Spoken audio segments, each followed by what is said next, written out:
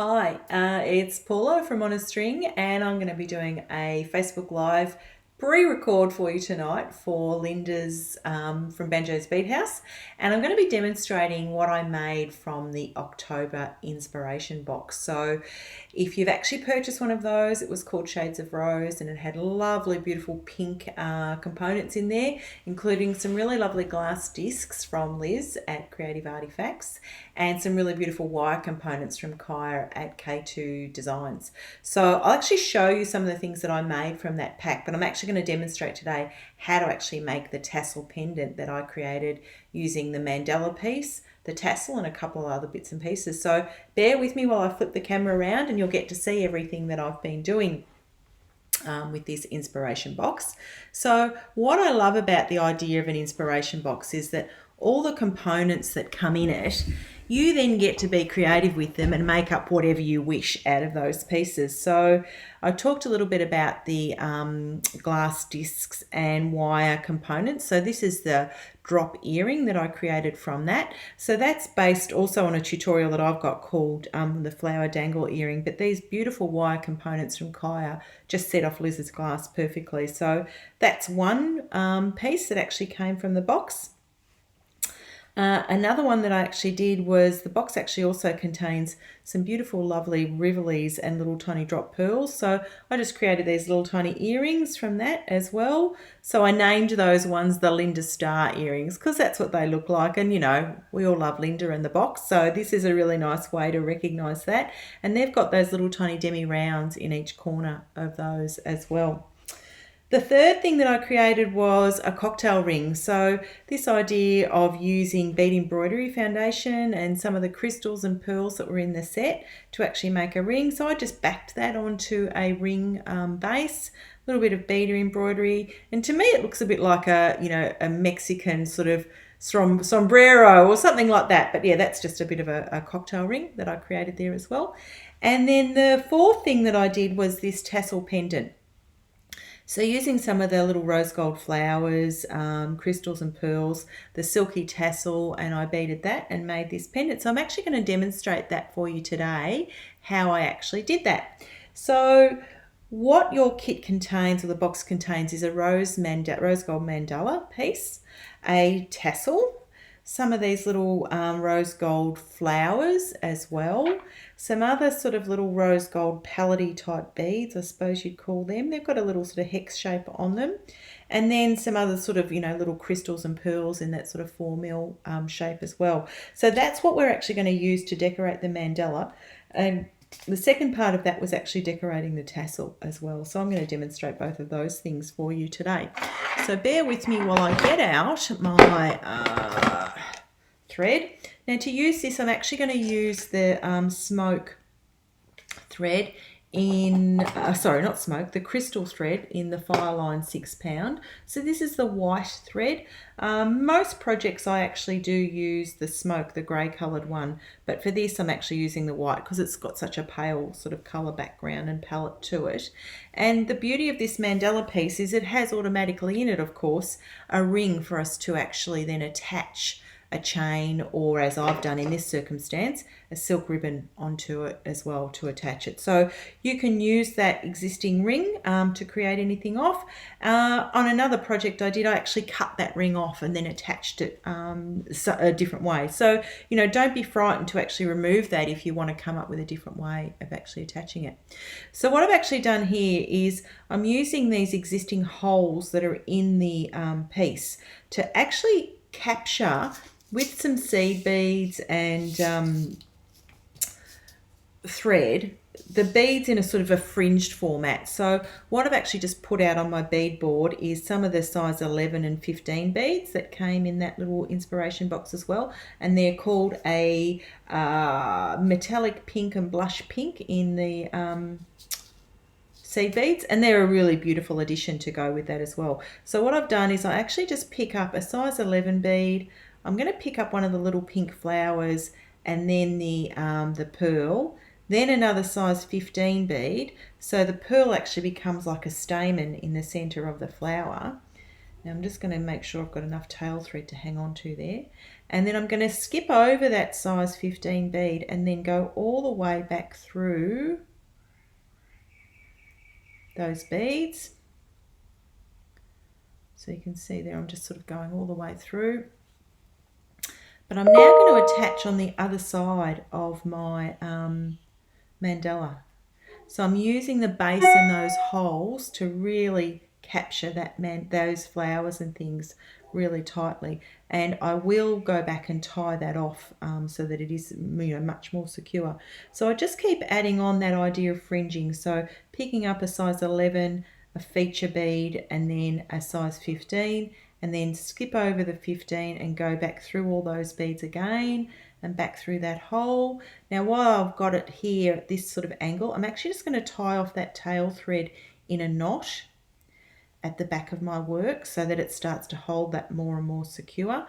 We will remove the tail thread when we're ready to cut that off entirely, but for the meantime I'm just going to sort of use that as a bit of an anchor to hang on to as well, so that holds the tension of my work. So you can see there I've actually got it wrapped around my fingers there too.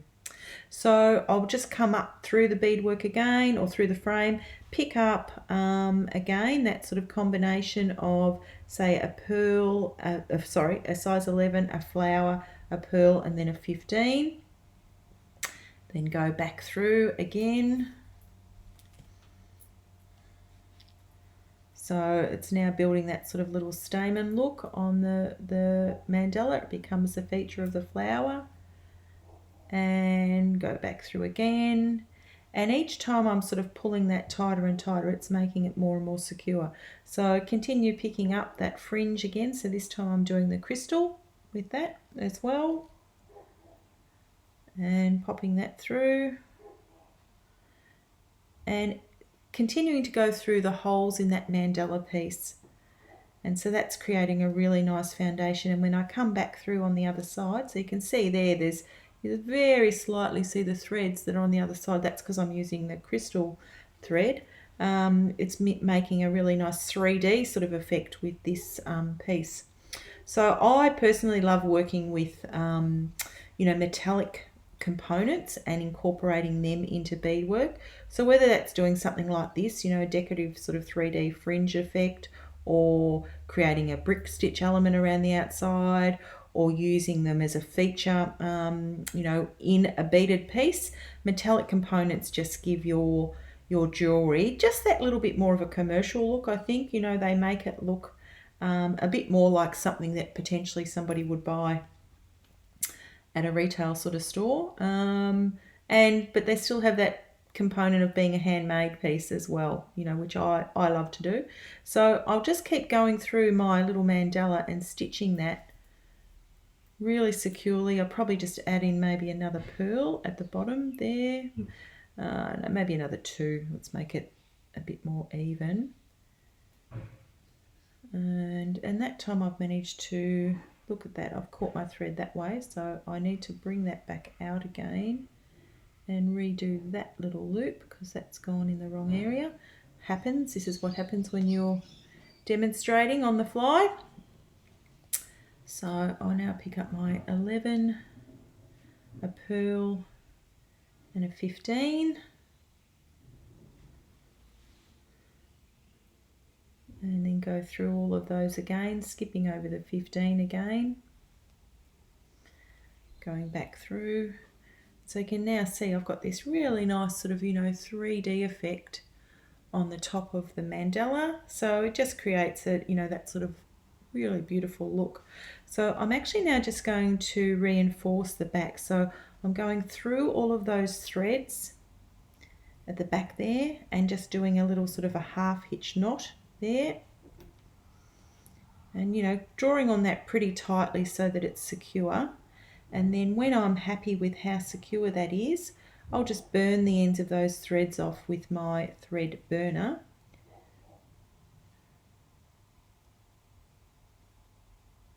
Like that.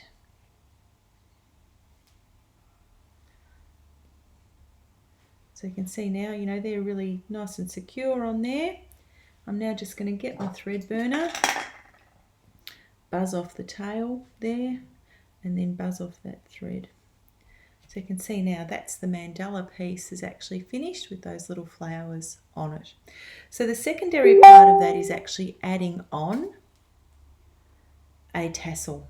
So you can see on my finished one here, what I did was actually create a little beaded cap on the tassel using some of those hex beads and some of the little crystals at the top and a pearl. And then I've just created a really, secure beaded loop that goes through that mandala piece at the bottom, at the opposite end to where the ring is. So I'll grab my little tassel that's here. And these gorgeous tassels, they're really beautiful quality. They're nice and silky, they're nice and full as well, and they make a really beautiful pendant piece when you use them. So this one here, I will do a similar, it mightn't be exactly the same as the other one, that's the other beauty of handmade, but I'll do a similar sort of approach. So what I started with was the little hex beads here, and then I'm actually just going to pop, I think I added a silver bead in with that mix just so that it needed just that little bit extra of a different colour in there as well. So I'm going to put in the silver hex bead, the silver size 8 bead and then a hex bead, and just alternate those in a ring. And once I've actually created that little ring, I'm actually going to attach that to the tassel, and that'll be my foundation row to then build the additional netting, etc. off that tassel. So it creates a really nice little beaded cap as well, and it's really the width or the diameter of your tassel determines how many. So I've got there 6, so I probably need maybe 8 or 9, I think, in that foundation row to do that. You want it to be firm around the neck of the tassel, but not too loose. If it's too loose, you've got the danger of it actually coming off your tassel, and if it's too firm, you'll end up with gaps in your beadwork. So just measuring that dimension is the critical part, and I think that's probably need to take off maybe 1. So maybe that will only be 8 that I'm doing on here. That's my husband saying he's mowing the lawn, but I'm actually filming. Well, I didn't know you were doing this. Oh, who's there? Bye. Oh. That all adds to the video, so you can see he's a comedian as well. He thinks he's adding to the video, but anyway. So how many I've got? I've got 8 on there, and that will, I think, just tie really nicely around this loop. So I'm just going to tie that into a knot, and then once I've got it in a knot, I'll just check again to make sure that that's the right diameter for the neck of that tassel. I think it is. Gosh, you think I could tie a knot, couldn't you?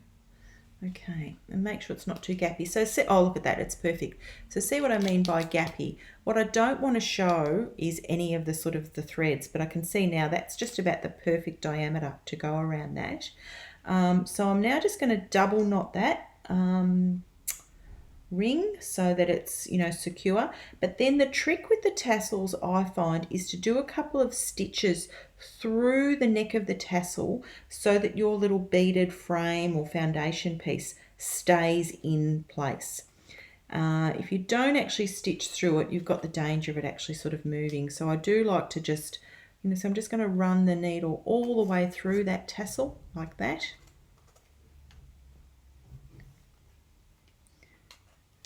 I'm just going to rethread my needle that just came off the thread there.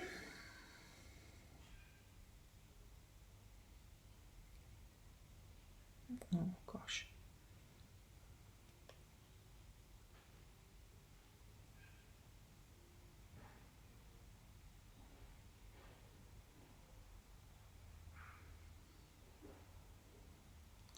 So painful watching somebody trying to thread a needle on camera or in person. It's like, if somebody is looking over your shoulder while you're typing, it's the same sort of thing. Okay, so I've threaded that again. So I'm just going to attach that again. I'm just going to go through one of the beads, or 2 of the beads there in that ring. And I try and leave the plastic on the tassel as long as possible when I'm working on them so that they don't sort of flop around too much, but it can get a bit annoying, so I may take that off very shortly as well. Okay, so that ring is pretty secure now on the top of the tassel. And what I want to do is really just net up and cover that head of the tassel, then create the ring loop, and also do some sort of decoration and down the bottom half of that as well.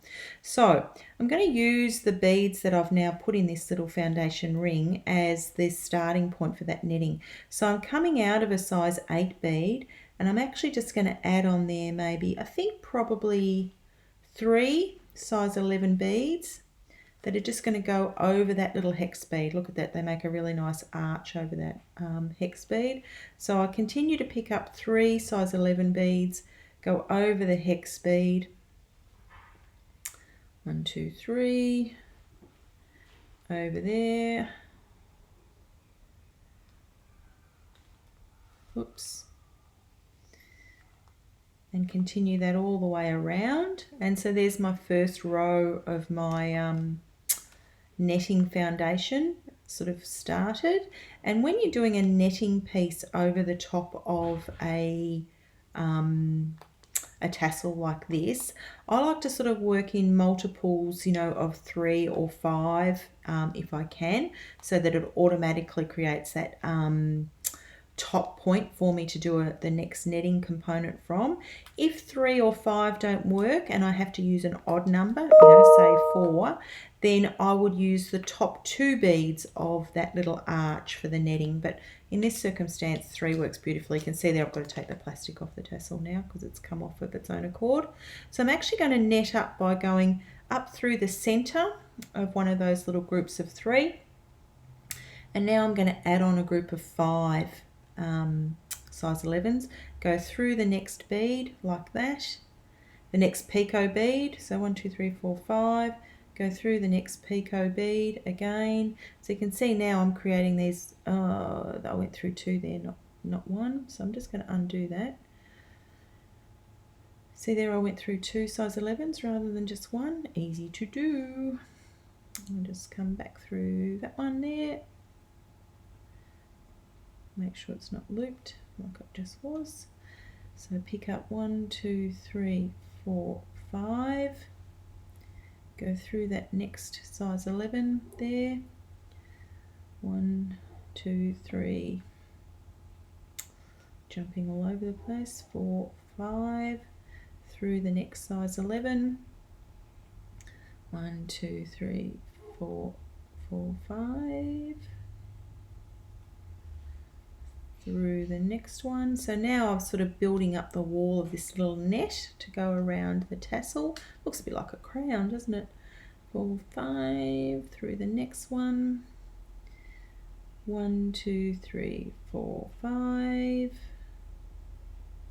Nearly there at the end.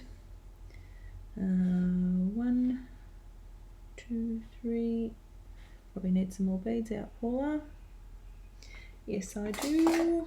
Where are they? Messiest bead are going around, but anyway, I just like to get them out quickly and work on them. 1, 2, 3, 4, 5. And then one more. 1, 2, 3, 4, 5. And then through the next one there.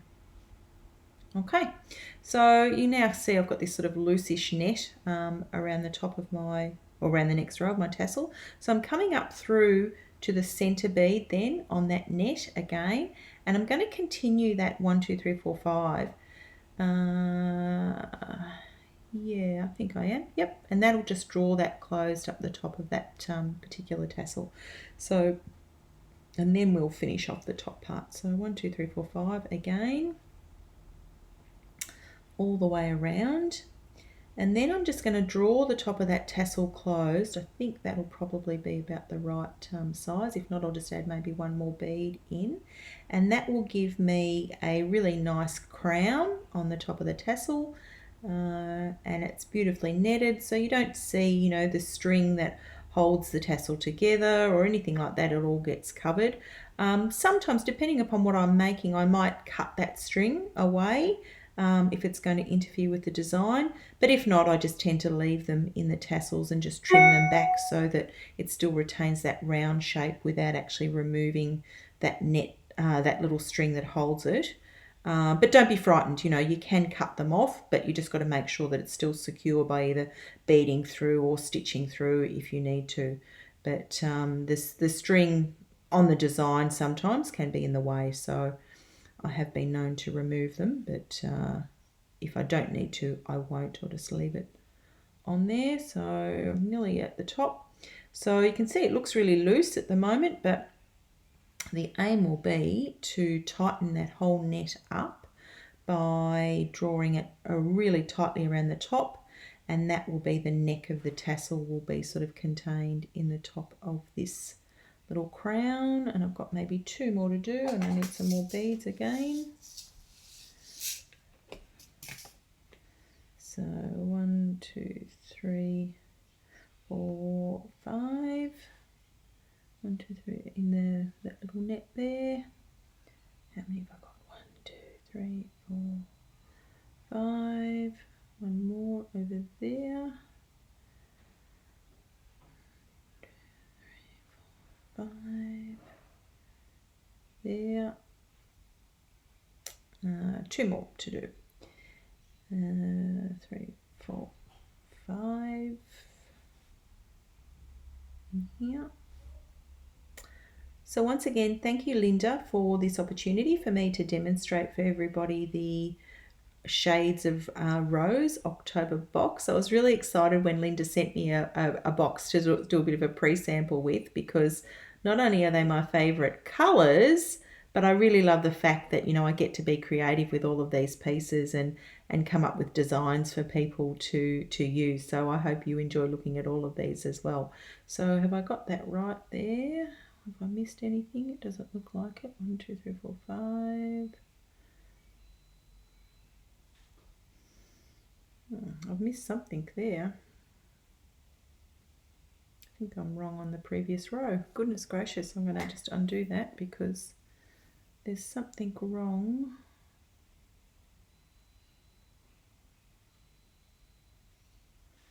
Something wrong here, all the way back there.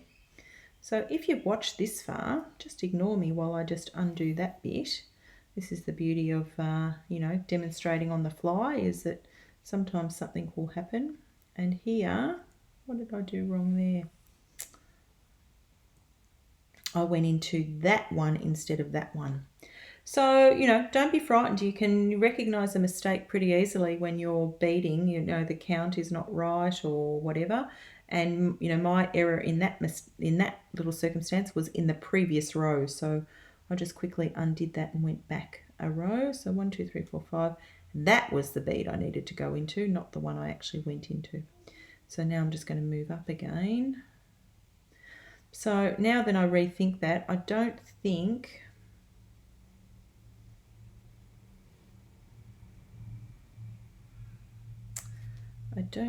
that's right again. Still Paula.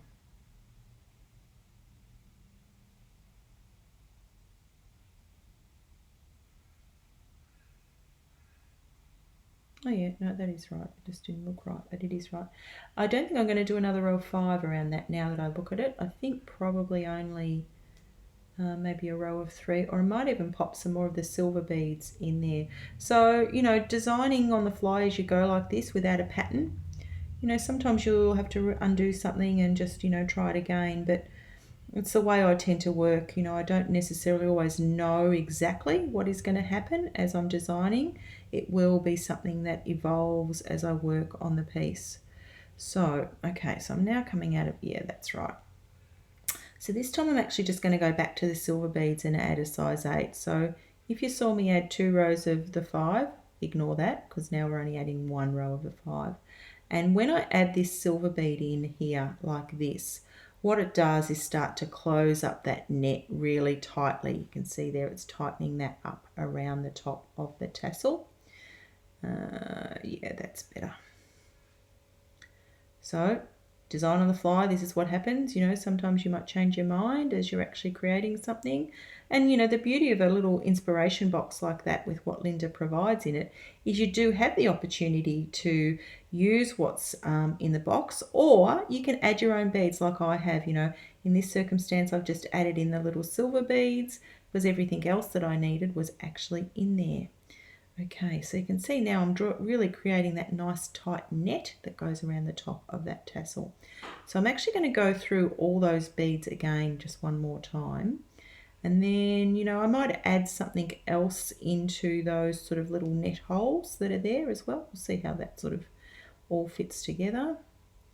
But netting is a beautiful foundation for embellishing further in your beadwork.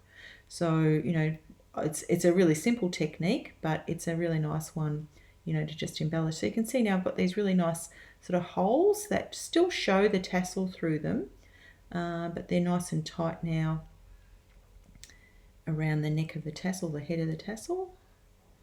And I'll just draw that tight. So I'm really sort of holding that firmly in my hands and pulling that really firmly with my fingers there as well. And it's created that really nice sort of round little top. So what I want to do now is try and finish that off so that it's really neat like this one here. So I think what I'm going to add now is another row. So I'm going to come out through one of those size 8 beads there.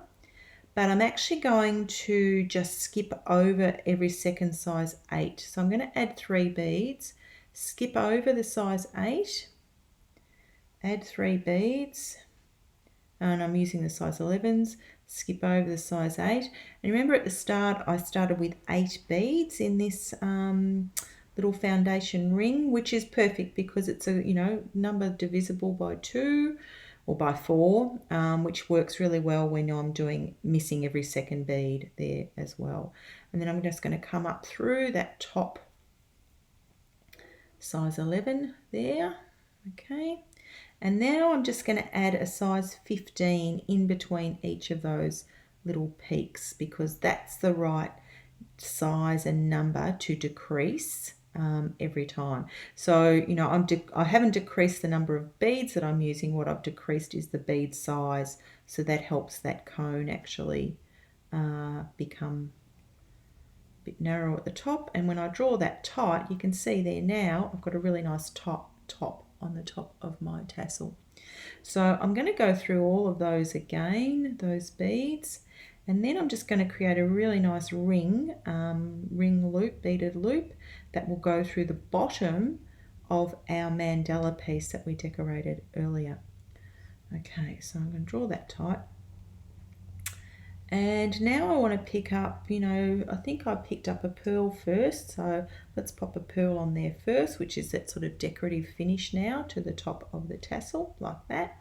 And then probably about 8 or 9, maybe even more, maybe about 11 of the size 15 beads.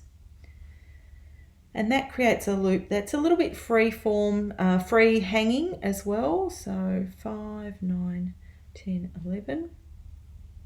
I'm going to go through that bottom big hole on the bottom of the mandala and then come back down through that pearl again and just attach onto one of those seed beads there. So I'm going to take advantage of these seed beads that I've got at the bottom as my sort of foundation for the ring, and then continue to come back up through that loop just to make that really secure. So I'll go back through the pearl, through all of those beads there as well. And I'll go through that a couple of times just so that it's nice and secure. Back through the pearl again. And I've actually pulled that right down into the head of the tassel there too. So I've now got this really nice ring there, loop at the underneath. I've managed to loop that around one of the flowers there, so I'm just going to pull that back. If I could find my awl, which is over on my other bead mat.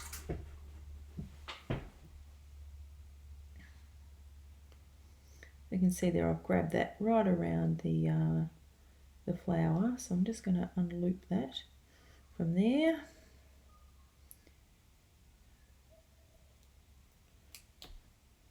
Try not to break it. Yep. nearly caught it again, pull that tight. Okay, now, you know, in normal circumstances, if I would probably go through that a couple more times just to make that really secure, but I'm not going to bore you with that. But go through that as many times as you need to make that loop really secure on your ring. Now, remember I said earlier I've got these lovely little netted holes here, so let's just do something in between each of those.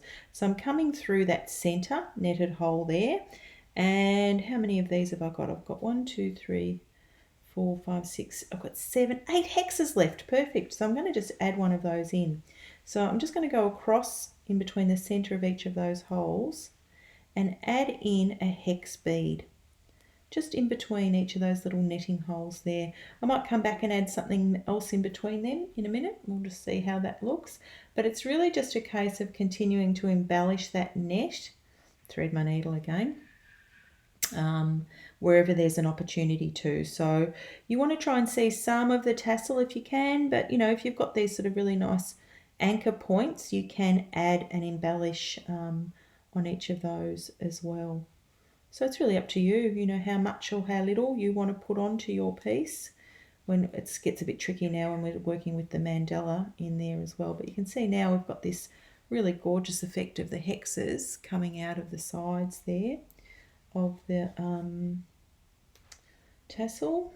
Some of these little metal hex beads might be stuck together when you get them, so you can just break them apart with your nail, or you can stick your awl in them as well, and that will sort of break that hematite coating apart as well. So they're like a rose gold metallic hematite type bead, metallic bead. So I use them in lots of different things. I think they're a really good addition. And I know Linda has a different range like of rounds, etc. So you can see now it's got that really spiky effect. I'm going to go and focus, okay? And what I want to do now is come down to the bottom of my tassel there and just do some sort of finish around the bottom end. So same thing, I'm going to come out of one of those size 8 beads that I started with. I'm going to add on 3 size 11 beads, go through the size 8 again. So I'm continuing that same sort of theme of arches underneath each of those hex beads. I won't do the same sort of netting that I did at the top, but it will just complement, because we don't need to go around and, you know, close off that net, but we'll add something in between each of those. So I'll continue adding those through, and then, yep, hopefully I've got enough thread on here and I don't have to add in a new thread. Should be okay though. And I started this particular piece with probably about 1.5 meters of thread. So that's usually the amount that I like to work with. You can add more thread as you need, but 1.5 meters is probably a great length for me to start with. You know, it fits well in my hand and my reach in terms of beading. You start with anything too long, you end up with a tangle. You start with anything too short, it's frustrating because your needle will continually come unthreaded, as you've seen mine do that already a couple of times. Or you have to add thread in, which, you know, that can be a bit challenging too. So you can see now I've done that little sort of arch loop at the bottom. And what I'm going to do now is I'm going to thread through so that I come out. Where do I want to come out? I want to come out of in between these size 11 beads here, like that. And now I want to add in one more bead in there. So I'm just going to, I think I'll probably add in a little drop bead maybe in there.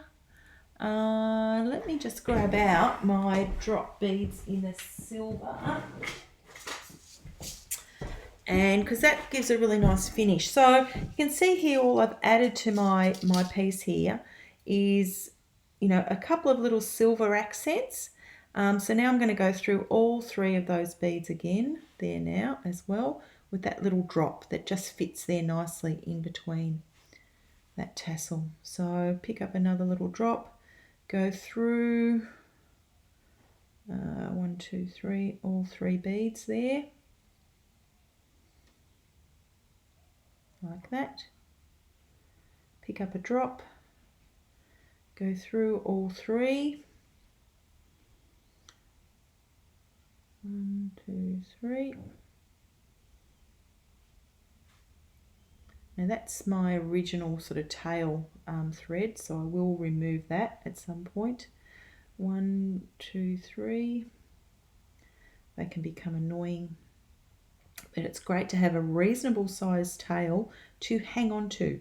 Gives you a really good feel for your tension in your piece if you're using your tail thread as your anchor. And I just think instinctively I tend to hold the tail thread just, you know, around my fingers, and before I know it, it's the piece is secure. I don't need the tail thread any longer, and I can just, you know, either knot it in the beadwork to remove, or just cut it off, depending upon what the piece actually is will determine how you will remove your tail thread.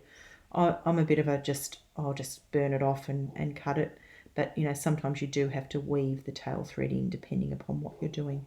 But for me, I tend to just, yeah, get rid of them.